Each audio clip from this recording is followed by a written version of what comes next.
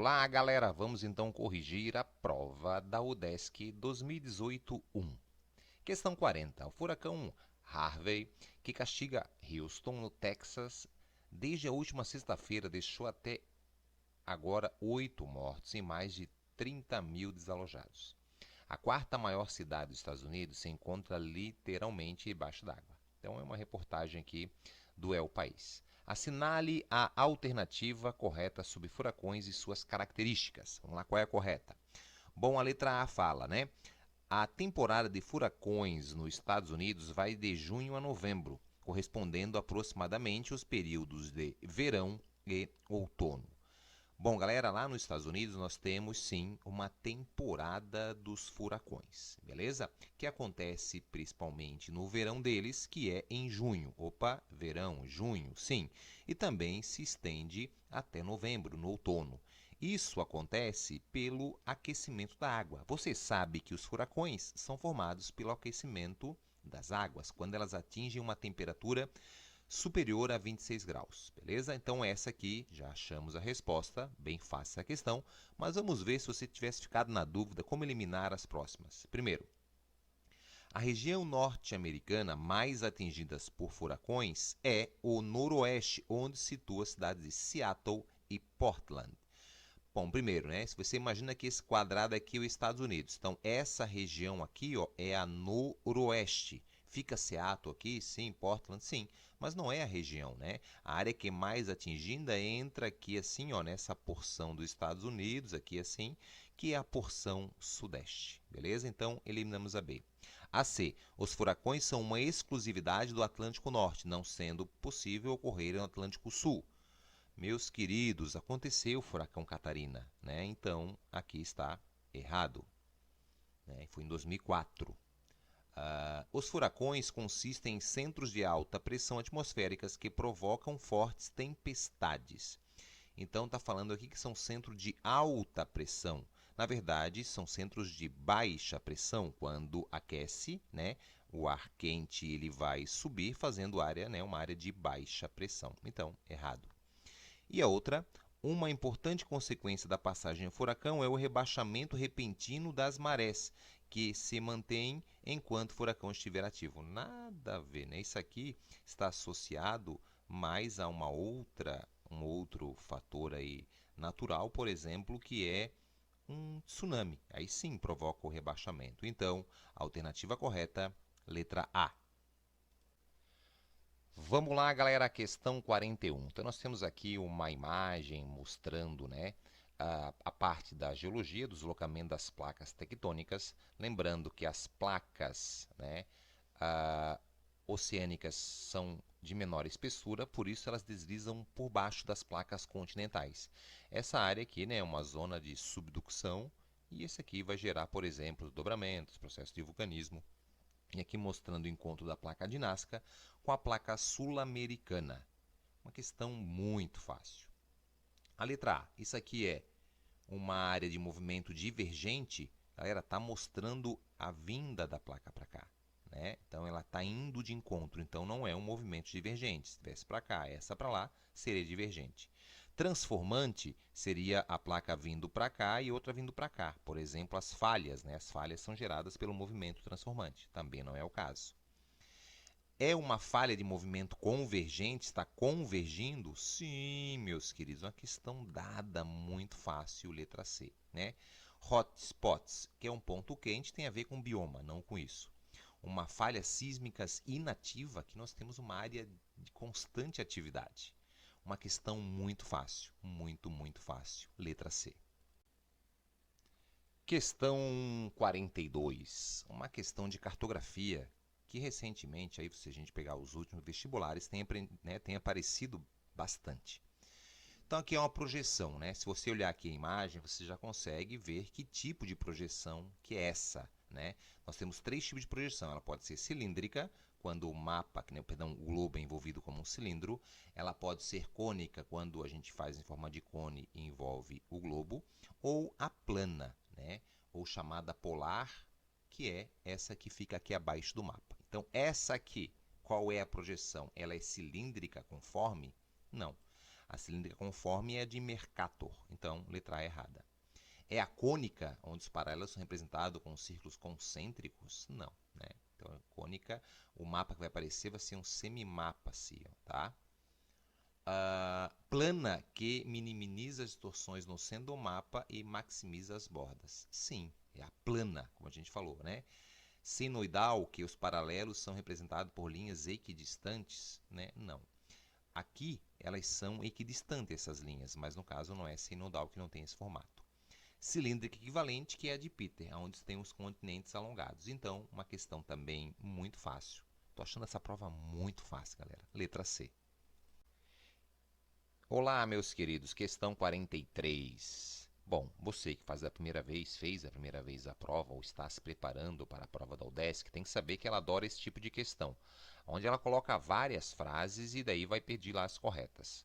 A primeira frase aqui, né, ela está falando essa questão referente à MINUSTAH, que foi a missão das Nações Unidas para a estabilização do Haiti.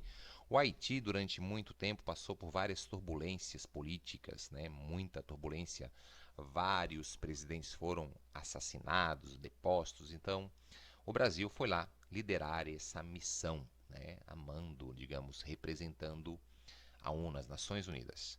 A primeira frase ela fala que essa missão foi criada com o objetivo de restaurar a segurança no Haiti, após as turbulências políticas que culminaram com a deposição do presidente Jean-Bertrand Aristide. Verdadeiro, galera. Vai começar após essa deposição do presidente. Então, verdadeiro. A próxima. A missão foi atuante nas consequências do terremoto de 2010 e do furacão 2016. Sim, a missão, né, os soldados lá, brasileiros, militares, ajudaram e foram de suma importância, principalmente nesse terremoto, onde mais de 200 mil pessoas morreram. E foi um dos principais motivos que esses haitianos conseguiram depois o visto, né, humanitário. É por isso que está errado falar que haitiano é refugiado no Brasil e a gente vê aí a mídia, algumas pessoas falando de forma errada. Ele tem um visto especial. Então a 1 e a 2 correta. A 1 e a 2 estando correta, você já eliminou opa, opa e opa. É aqui a A ou a B. Vamos ver. O Brasil não teve participação na MINUSTAH, pois só participaram países membros permanentes do Conselho de Segurança. Errado, né, galera? O Brasil, sim, ele liderou esse movimento, né? O Brasil não faz parte do Conselho Permanente, é verdade, mas foi um país aqui da América Latina que mais vezes representou aqui essa região, tá? Então, aqui você já chegou sabendo que a 1, a 2 e a 4 está prevista para encerrar durante o ano 2017. Sim, né, foi encerrada. Então, aqui chegamos na correta, que é a letra A. Olá, galera, vamos aí à questão 44 também. Essa parte, Santa Catarina é sempre presente nas provas da UDESC. A colonização italiana no estado de Santa Catarina se deu no Vale do Itajaí-Açu, no Vale Itajaí-Mirim e no Vale de Tijucas e no sul desta província. Então está falando da migração italiana muito forte. Assinale a alternativa correta com referência à colonização italiana. Os colonos italianos introduziram no Brasil a renda de biuro e manufaturas. Não, né, galera? A renda de biuro, que é bem famosa, foi introduzida pelos portugueses. Então, a letra A, errado. Os grandes destaques desta colonização foi a notável quantidade de elementos humanos trazidos, as novidades culturais, a culinária, a linguística, a religião e o desenvolvimento da agricultura. Certamente, né, galera, vieram muitos italianos que contribuíram muito com a sua cultura até hoje, marcante, seja na questão das danças, das festas, a questão da culinária, a linguística, a religiosidade, só lembrar aí da cidade de Nova Trento, tudo que envolve essa parte da colonização. Então, letra B é a correta. Vamos aqui eliminar as próximas. É de italianos a tradição do cultivo tomate, maçã e kiwi em Frei Rogério. Não, esses aqui, meus queridos, é a influência dos japoneses, tá? O Oeste recebeu inicialmente cerca de 30 famílias italianas que se localizaram entre Florianópolis, Palhoça e Biguaçu. Opa, o estado, né? Não, né, galera? Essa região de Florianópolis são açorianos, portugueses, então. Então, errado. O centenário da migração italiana ainda não foi comemorado, porque os italianos foram as últimas levas. Claro que não, né, galera? Os italianos aí tiveram esse processo migratório nessas regiões de vale, e aí isso se deu maciçamente aí no século XIX, tá? Então nós temos aí uma forte vinda no século XIX, então, claro que já faz mais de 100 anos. Então, letra B. As imagens de satélites, ao recobrirem sucessivas vezes a superfície terrestre, possibilitam o estudo e o monitoramento de fenômenos naturais, dinâmicos, do meio ambiente, como aquelas da atmosfera, do vulcanismo, da erosão do solo, das inundações do solo e etc. E também aqueles antrópicos, como o desmatamento, né? Antrópicos pelo homem. Analise as preposições com referência ao uso das imagens de satélite no estudo de fenômenos ambientais. V para verdadeiro e F para falso. Aquela questãozinha típica da UDESC. E vamos lá então. As imagens de satélites meteorológicos contribuem para a previsão do tempo, devido à grande cobertura espacial. Elas cobrem extensas áreas, incluindo as oceânicas, de difícil acesso. Sim ou sim? Sim, meu querido, é óbvio que é sim. Verdadeiro. Eliminamos duas, estamos aqui entre a B e a C. As imagens de satélite são muito utilizadas para detectar focos de incêndio, pois permitem detectar e localizar, em prazo de até um dia, focos de fogo ativo em todo o território nacional. Bom, galera, queria que fosse assim, mas ainda nós temos problemas e dificuldades no monitoramento, né, em todo o território nacional. Então, por isso, essa aqui está falsa. Então, você agora eliminou mais uma. Ou é a B ou é a C. Vamos ver qual que é a correta. O aspecto multitemporal das imagens de satélite permite avaliar e monitorar áreas desmatadas, uma vez que podem ser gerados mapas de áreas desmatadas em diferentes datas. Sim ou não? Então está falando aqui que em diversos tempos, multitemporal. Sim, galera, é óbvio que sim. Eu posso pegar uma foto, uma imagem de satélite da década de 50, depois da década de 80, depois dos anos 2000, botar uma sobre a outra e ver, claro, né, comparando essa questão do tempo, né? Então, verdadeiro. Então, você chegou aqui já na letra B. Então, a última também é verdadeira. Os elementos da paisagem mais visíveis em imagens de satélites e fotografias são relevo, vegetação, água e uso do solo. Sim, verdadeiro. Então, o gabarito aqui é letra B. Olá, galera, 46. Essa prova está muito tranquila, hein? Tenho certeza que você gabaritou. Se você não fez o vestibular, fez o simulado, você está acertando bastante. Eu tenho certeza disso. O Brasil é um país privilegiado com relação aos recursos naturais e, entre estes, os recursos hídricos superficiais e subterrâneos têm relevância e papéis ecológico, econômico, estratégico e social. De acordo com a ANA, Agência Nacional das Águas, pode-se afirmar que o maior volume de água brasileira é consumido por atividades ligadas ao quê? Ao saneamento? Não, né, galera? O Brasil é um país ainda que está muito defasado na questão de saneamento, mas saneamento em si, né, ele gasta-se água, mas não é a principal. O abastecimento das indústrias?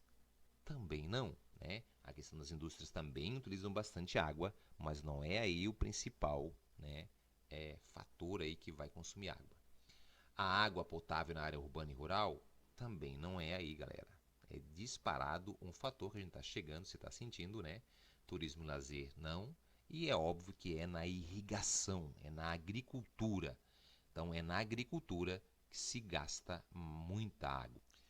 Para você ter uma ideia, mais da metade da quantidade de água utilizada vai para o setor agrícola. Tá?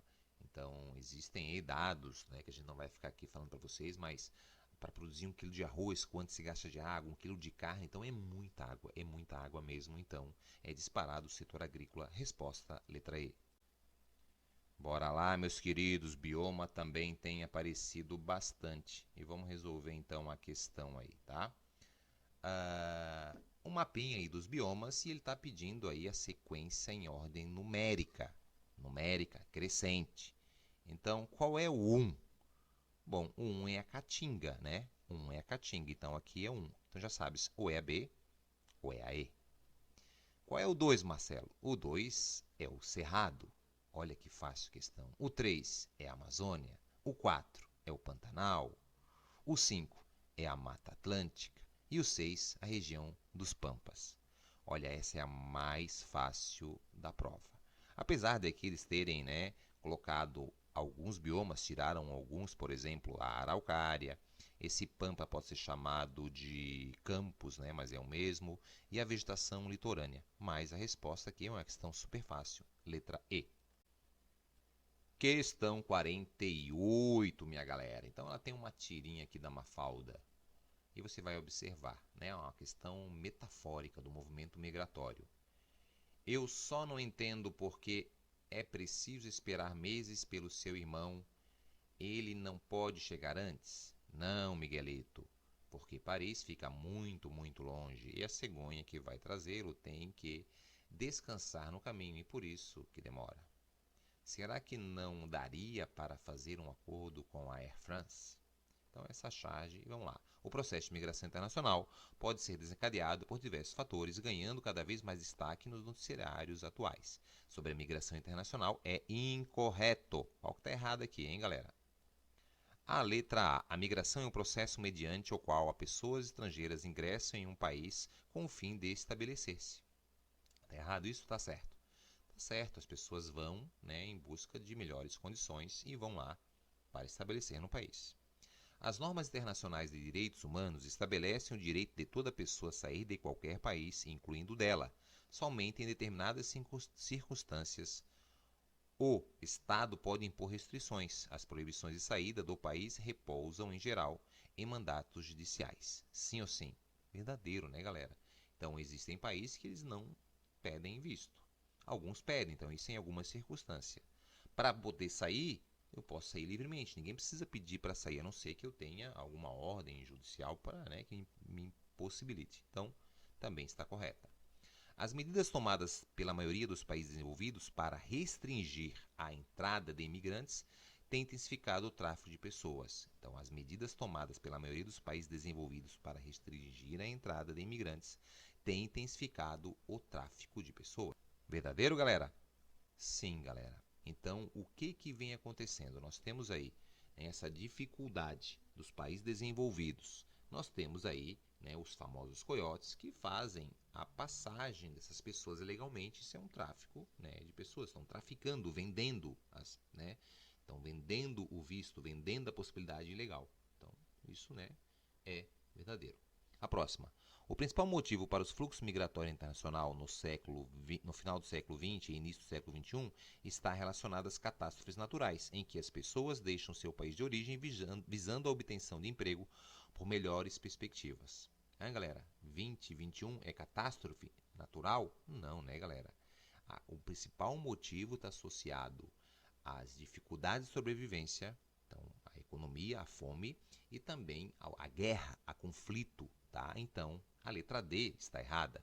E a última, um exemplo do movimento emigratório, que é a saída em direção aos Estados Unidos, teve início na década de 60, tendo como origem Governador Valadares e Minas Gerais. Sim, é Minas Gerais e a cidade de Criciúma, em Santa Catarina, que são cidades aí que muita gente emigrou, saiu em busca do sonho de viver nos Estados Unidos. Resposta, a letra D.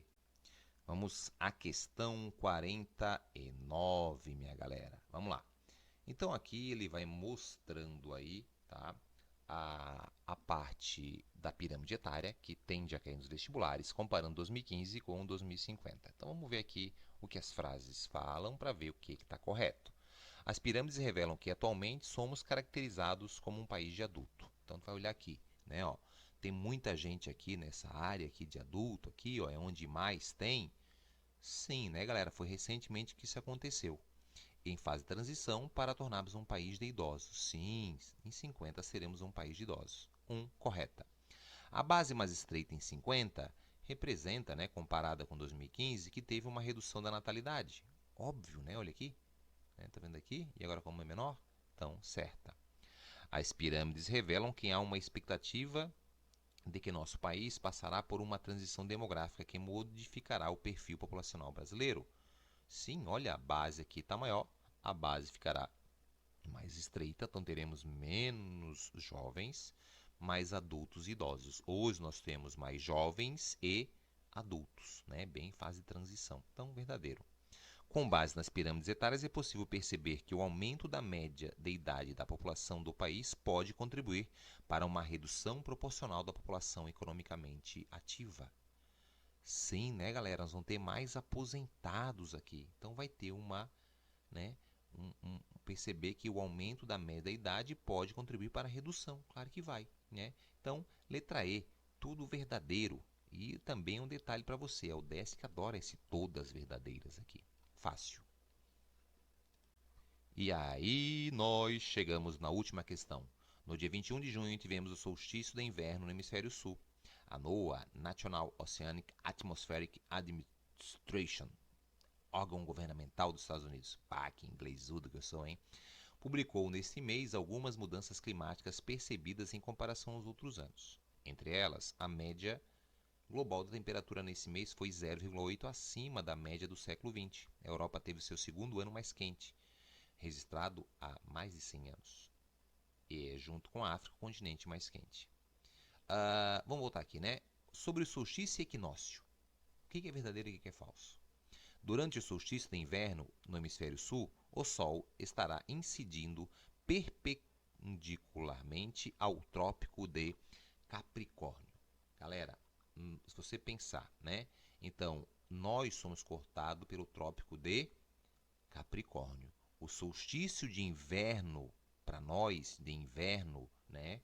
Quer dizer que o Sol vai estar incidindo mais lá no Câncer. Nós estamos mais longe. Então, aqui, errado. Então, a primeira é falsa. Durante o solstício de verão no hemisfério sul, a região polar que não recebe sol é o Círculo Polar Ártico. O solstício de verão no hemisfério sul, então embaixo, né, está batendo solstício de verão, tá o Sol em Capricórnio, no sul. Então está dizendo que não recebe sol é lá em cima. Sim, essa aqui é verdadeira. Então, A2, verdadeira. Então ficou FV. FV ou é a letra A ou é a letra E. Vamos ver qual que deu aqui. Durante os equinócios, dias e noites têm duração igual. Sim, né? Solstício, a palavra significa parada do sol. É o dia lá que começa o verão e o dia que começa o inverno, dia 21 de junho ou 21 de dezembro. Nesse dia nós temos no verão para o hemisfério sul o dia mais longo, consequentemente para o norte o dia mais curto. Na outra estação vai inverter o processo. E o equinócio, E que é igual, dias e noites com a mesma duração. Então, o verdadeiro, a gente já chegou facilmente que a resposta dessa questão é a letra A. Mas vamos prosseguir. O equinócio marca as estações de outono e primavera no Brasil, sendo as datas no mês de março e setembro. Sim, o equinócio é outono e primavera. Tá? É o outono e a primavera. Então, o outono ele vai começar quando? Em março. E a primavera? Em setembro. Verdadeiro. O início do solstício de inverno marca a noite mais longa do ano. Sim, tanto no norte como no sul, quando é solstício de inverno, vai ser o dia mais curto, ou seja, a noite mais longa. Eu espero que você tenha detonado nessa prova. Se você fez como aí um simulado, que você tenha acertado muito, lembre-se aí de seguir o Geografia Irada, tá? É um canal que procura ajudar você na sua preparação, no seu estudo diário. Tamo junto e vamos aí fazer o bem. Siga a gente, ative o sininho. Eu sou o professor Marcelo, um apaixonado pela educação.